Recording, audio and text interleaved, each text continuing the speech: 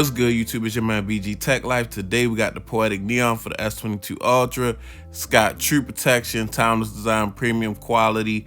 We're gonna really check this thing out, guys. As you can see, we got the purple and orange packaging, typical of Poetic. Okay, let's get this case out of the package, guys. Slide it out like so, and let's go ahead and see what this case is looking like. Slide it out the package, and you are greeted with a nice black case.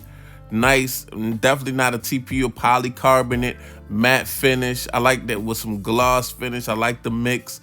Looks super sturdy, drop tested, as you can see with the branding on the inside. Very protective type case, guys. This case is looking real rugged. Got some grips on the side to help you with that grip.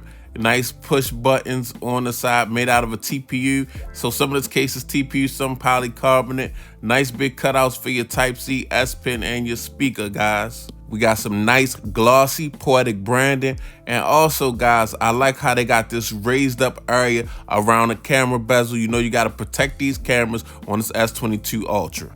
Okay, let's check this case out on the device, guys. As you can see, nice case. I love this finish, guys. I love this matte. It's like a matte glossy type finish.